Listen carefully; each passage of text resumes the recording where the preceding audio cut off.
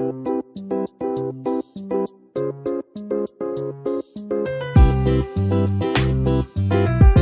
Kitchen मध्ये नमस्ते. मी बनवते मांदेल्याची चटणी. इथे मांदेल्या 250 ग्राम घेतलेले आहेत, साफ केलेले आहेत आणि त्याच्यावर आहे ना आता इथे बॉईल करून पाणी घ्यायचं, बॉईल पाणी टाकायचं नेहमीच. आता ही स्वच्छ धुवून घ्यायची, 10 ते 15 मिनिटं पाण्यात ठेवायची. धुतल्यानंतर आहे ना स्वच्छ त्याच्यावर लिंबू पिळायचा. गॅसवर कढई ठेवलेली आहे, त्याच्यामध्ये 1 चमचा तेल टाकलेलं आहे. तेल आहे ना छान असं गरम झालं पाहिजे. तेल गरम झाल्याने इथे आहे ना लसूण टाकायची, भरपूर अशी लसूण टाकायची आणि लसणीचा कलर पण एकदम गोल्डन झाला पाहिजे. इथे फ्रेश कढीपत्ता टाकायचा.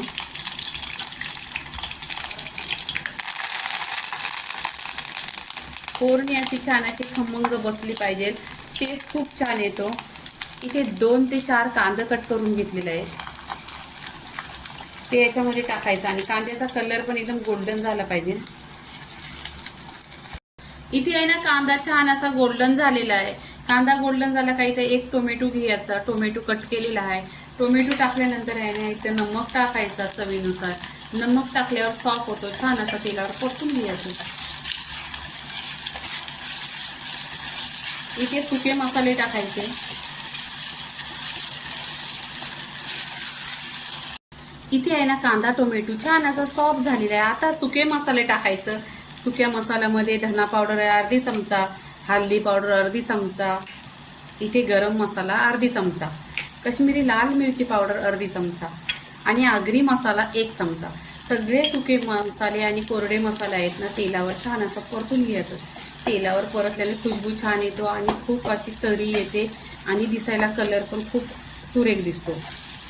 आणि ही चटणी आहे ना सुक्या मच्छीची चटणी एकदम सुकी बनवायची आहे, पातळ नाही बनवायची.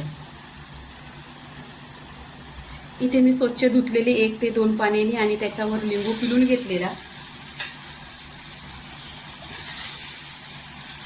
इथे छान असं मिक्स करून घ्यायचं. सुकी मच्छी छान अशी मिक्स केलेली आहे. आता मिक्स केल्यानंतर पाणी टाकायचं. इथे मी छान असं गरम पाणी घेतलेलं आहे. नेहमीच गरम पाणी करायचं. गरम पाणी केल्याने आहे ना कोणतीही भाजी लवकर होते. आता इथे पाणी टाकलेलं आहे. आता गॅस आहे ना स्लो गॅसवर 15 मिनिटं छान अशी शिजवून घ्यायची. इथे पहिल्यांदा आहे ना ढक्कन लावायचा.